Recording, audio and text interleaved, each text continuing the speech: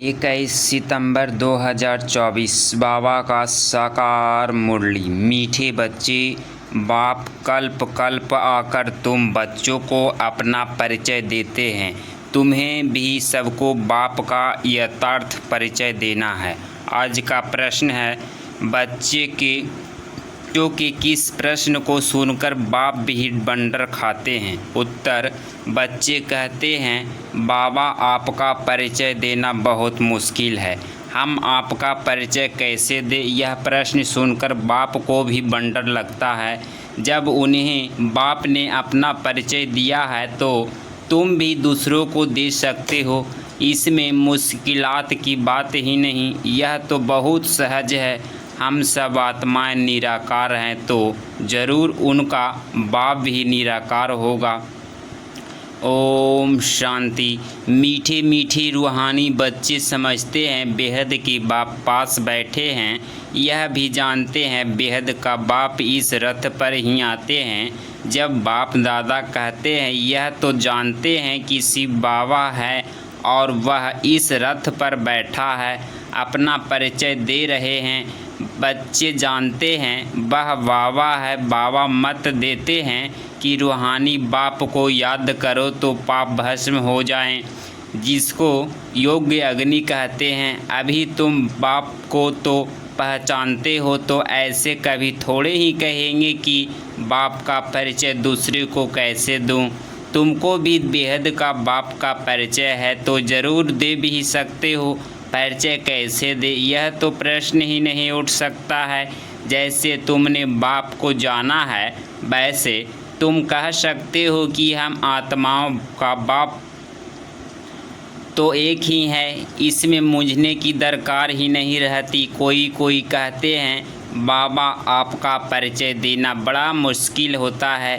अरे बाप का परिचय देना, इसमें तो मुश्किलात की कोई बात ही नहीं। जानवर भी इशारे से समझ जाते हैं कि मैं फलाने का बच्चा हूँ। तुम भी जानते हो कि हम आत्माएं का वह बाप है। हम आत्मा अभी इस शरीर में प्रवेश हैं। जैसे बाबा ने समझाया कि इस आत्मा अकाल मूर्त है, ऐसे नहीं, उसका कोई रूप नहीं। बच्चे ने पहचाना है, बिल्कुल सिंपल बात है। आत्माओं का एक ही निराकार बाप है।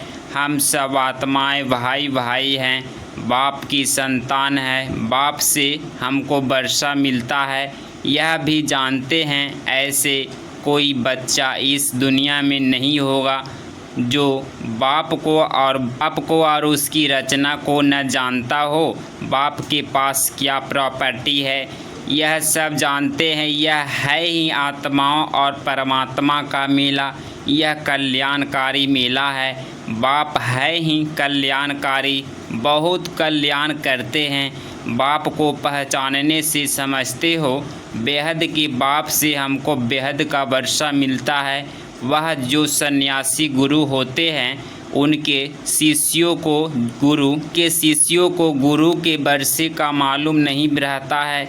गुरु के पास क्या मिल्कियत है, यह कोई शिष्य मुश्किल जानते होंगे। तुम्हारी बुद्धि में तो है वह शिव बाबा है, मिल्कियत भी बाबा के पास होती है। बच्चे जानते हैं बेहद के बाप के पास मिल्कियत है, विश्व की बादशाही स्वर्ग। यह बातें सिवाय तुम बच्चों के और कोई की बुद्धि में नहीं है। लौकिक बाप के पास क्या मिल्कियत है, उसके बच्चे ही जानते हैं। अभी तुम कहेंगे हम जीते जी परलौकिक बाप के बने हैं, उससे क्या मिलता है, वह भी जानते हैं। हम पहले शूद्र कुल में थे, अभी ब्राह्मण कुल में आ गए हैं। यह नॉलेज है कि इस बाबा इस ब्रह्मा तन में आते हैं, इनको प्रजापिता ब्रह्मा कहा जाता है। वह शिव तो है, सब आत्माओं का फादर। इनको प्रजापिता ब्रह्मा को ग्रेट ग्रेट ग्रैंड फादर कहते हैं। अब हम इसके बच्चे बने हैं। शिव बाबा के लिए तो कहते हैं वह हाजिर हजूर हैं, जानी जानहार हैं। यह भी अब तुम समझते हो कि अब वह कैसे रचना के आदि मध्य अंत की नॉलेज देते हैं। वह सब आत्माओं का बाप है। उनको नाम रूप से न्यारा कहना तो झूठ है, उसका नाम रूप भी याद है। यात्री भी मनाते हैं, रात्रि भी मनाते हैं, जयंती तो मनुष्यों की होती है, शिव बाबा की रात्रि कहेंगे। बच्चे समझते हैं रात्रि किसको कहा जाता है, रात के घोर अंधिकारा हो जाता, अज्ञान अंधिकारा है ना, ज्ञान सूर्य प्रकटा, अज्ञान अंधेरे विनाश भी गाते हैं, परंतु अर्थ कुछ नहीं समझते। सूर्य कौन है, कब प्रकटा, कुछ नहीं समझते। बाप समझते हैं ज्ञान सूर्य को ज्ञान सागर भी कहा जाता है, बेहद का बाप ज्ञान का सागर है। यदि अपने को शास्त्रों की ऑथोरिटी समझते हैं, वह सब है भक्ति। बहुत वेद शास्त्र पढ़कर विद्वान होते हैं तो बाप रूहानी बच्चों को बैठ समझाते हैं। इसको कहा जाता आत्मा और परमात्मा का मेला। तुम समझते हो बाप इस रथ में आए हुए हैं, इस मिसल को ही मेला कहते हैं। जब हम घर जाते हैं तो वह भी मेला है। यहाँ बाप खुद बैठ पढ़ाते हैं, वह फादर भी है, टीचर भी है। यह एक ही पॉइंट्स अच्छी रीति धारण करो, भूलो मत। अब बाप तो है निराकार, उसको अपना शरीर नहीं है तो ज़रूर लेना पड़े, तो खुद कहते हैं मैं प्रकृति का आधार लेता हूँ, नहीं तो बोलूँ कैसे, शरीर बिगड़ तो बोलना होता नहीं। तो बाप इस तन में आते हैं, इसका नाम रखा है ब्रह्मा। हम भी शूद्र से ब्राह्मण बने तो नाम बदलना ही चाहिए। नाम तो तुम्हारे रखे थे, परंतु उसमें भी अभी देखो तो कई है नहीं, इसीलिए ब्राह्मणों की माला नहीं होती, भक्त माला और रुद्र माला ही हुई है। ब्राह्मणों की माला नहीं होती, विष्णु की माला तो चली आई है सूक्ष्म वतन में। विष्णु को 4 भुजा वाला दिखाया है, तो भुजा लक्ष्मी की, 2 भुजा नारायण की। बाप समझाते हैं कि मैं धोबी हूँ, मैं योग बल से तुम आत्माओं को शुद्ध बनाता हूँ, फिर भी तुम विकार में जाकर अपना श्रृंगार ही गवा देते हो। बाप आए हैं सबको शुद्ध बनाने, आत्माओं को आकर सिखलाते हैं, तो सिखलाने वाला ज़रूर यहाँ चाहिए ना। पुकारते भी हैं आकर पावन बनाओ, कपड़ा भी मैला होता है तो उसको धोकर शुद्ध बनाया जाता है। तुम भी पुकारते हो हे पतित पावन बाबा, आकर पावन बनाओ। आत्मा पावन बने तो शरीर भी पावन मिले। तो पहली मूल बात होती है बाप का परिचय देना। बाप का परिचय कैसे दे, यह तो प्रश्न ही नहीं पूछते। को भी बाप ने परिचय दिया है, तब तो तुम आए हो ना, बाप पास आते हो। बाप कहाँ है इस रथ में, यह है अकाल तख्त। तुम आत्मा भी अकाल मूर्त हो, यह सब तुम्हारे तख्त है। जिस पर तुम आत्माएं विराजमान हो वह तो अकाल तख्त जड़ हो गया ना। तुम जानते हो मैं अकाल मूर्त अर्थात निराकार, जिसका आकार रूप नहीं है। मैं आत्मा अविनाशी हूँ, कब विनाश हो न सके। एक शरीर छोड़ दूसरा लेता हूँ। मुझ आत्मा का पाठ अविनाशी नोंधा हुआ है। आज से 5000 वर्ष पहले भी हमारा ऐसे ही पाठ शुरू हुआ था। बन शब्द से हम यहाँ पाठ बजाने घर से आते हैं। यह है ही 5000 वर्ष का चक्र, तो वह लाखों वर्ष कह देते, इसीलिए थोड़े वर्षों का विचार में नहीं आता। तो बच्चे ऐसे कभी कह नहीं सकते कि हम बाप का परिचय किसको कैसे दें।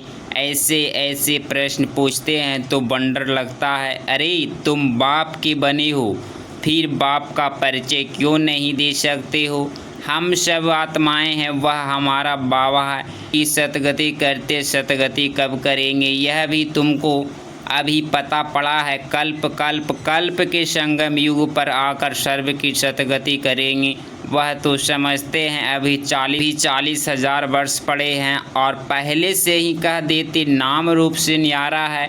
अब नाम रूप से न्यारी कोई चीज़ थोड़े ही होती है, पत्थर भीतर का भी नाम है ना। तो बाप कहते हैं मीठे मीठे बच्चों, तुम आए हो बेहद का बाप के पास। बाप भी जानते हैं कितने ढेर बच्चे हैं। बच्चों को अभी हद और बेहद से बार सब बच्चों को देखते हैं, जानते हैं, इन सब को मैं लेने के लिए आया हूँ। सतयुग में तो बहुत थोड़े होंगे, कितना क्लियर है, इसीलिए चित्रों पर समझाया जाता है। नॉलेज तो बिल्कुल इजी है, बाकी याद की यात्रा में टाइम लगता है।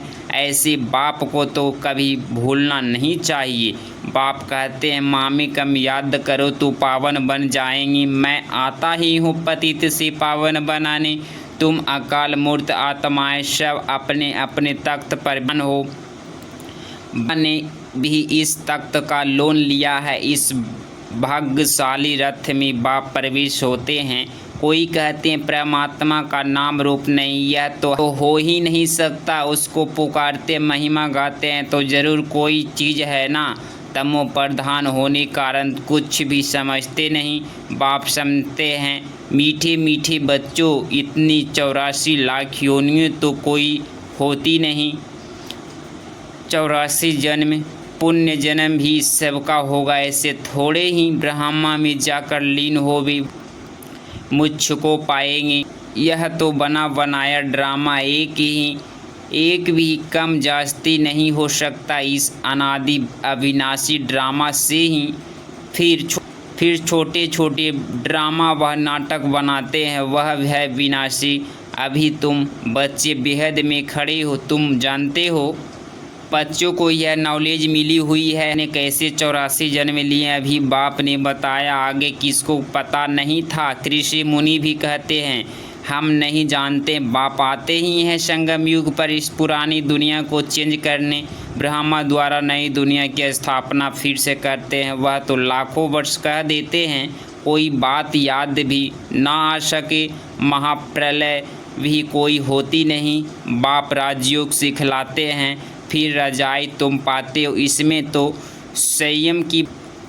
संयम की कोई बात ही नहीं। तुम बच्चे जानते हो, पहले नंबर में सबसे प्यारा है बाप, फिर नेक्स्ट प्यारा है श्री कृष्ण। तुम जानते हो श्री कृष्ण है स्वर्ग का पहला प्रिंस, नंबर 1। वहीं फिर 84 जन्म लेते हैं, उसके ही अंतिम जन्म में मैं प्रवेश करता हूँ। अब तुमको पतित से पावन बनना है। पतित पावन बाप ही हैं। पानी की नदियाँ थोड़े ही पावन कर सकती है। यह नदियाँ तो सतयुग में भी होती है, वहाँ तो पानी बहुत शुद्ध हो रहता है, कीचड़ा आदि कुछ नहीं रहता। यहाँ तो इतना कीचड़ा पड़ता रहता है, बाबा का देखा हुआ है। उस समय तो ज्ञान नहीं था, अभी वंडर लगता है पानी कैसे बना सकता है। तो बाप समझाते, मीठे बच्चे कभी भी मूंझो नहीं कि बाप को याद कैसे करे। अरे तुम बाप को याद नहीं कर सकते हो, वह है कुख की संतान। तुम हो एडॉप्ट बच्चे। एडॉप्ट बच्चों को जिस बाप से मिल्कियत मिलती है उसको भूल सकते हो क्या? बेहद के बाप से बेहद का मिल्कियत मिलती है तो उसको भूलना थोड़े ही चाहिए। लौकिक बच्चे बाप को भूलते हैं क्या? परंतु यहाँ माया का ओपिनियंस होता है। माया की यह सारी दुनिया कर्म क्षेत्र है। आत्मा इस शरीर में प्रवेश कर यहाँ कर्म करती है। बाप कर्म अकर्म विकर्म का राज्य समझाते हैं। यहाँ रावण राज्य में कर्म विकर्म बन जाते हैं। यहाँ रावण राज्य ही नहीं तो कर्म अकर्म हो जाते हैं, विकर्म कोई होता ही नहीं। यह तो बहुत सहज बात है। यहाँ रावण राज्य में कर्म विकर्म होते हैं, इसीलिए विकर्मों का दंड भोगना पड़ता है। ऐसे थोड़े ही कहेंगे रावण अनादि है, नहीं, आधा कल्प है रावण राज्य, आधा कल्प है राम राज्य। तुम जब देवता थे तो तुम्हारे कर्म अकर्म होते थे। अभी यह है नॉलेज। बच्चे बने तो फिर पढ़ाई भी पढ़नी है, बस फिर और कोई धंधे आदि का ख्याल भी नहीं आना चाहिए। परंतु गृहस्थ व्यवहार में रहते धंधा आदि भी करने वाले हैं तो बाप कहते हैं कमल फूल समान रहो। ऐसे देवता तुम बनने वाले हो। वह निशानी विष्णु को दे दिया है, क्योंकि तुमको शोभेगा नहीं, उसको शोभता है। वहीं विष्णु के 2 रूप लक्ष्मी नारायण बनने वाले हैं। वह है ही अहिंसा परमो देवो देवता। देवी देवता धर्म, न कोई विकार की काम कटारी होती, न कोई लड़ाई झगड़ा आदि होता है। तुम डबल अहिंसक बनते हो। सतयुग के मालिक थे, नाम ही है गोल्डन एज। कंचन दुनिया, आत्मा और काया दोनों कंचन बन जाती है। कंचन काया कौन बनाते हैं? बाप। अभी तो आयरन एज है ना। अब तुम कहते हो सतयुग पास हो गया है।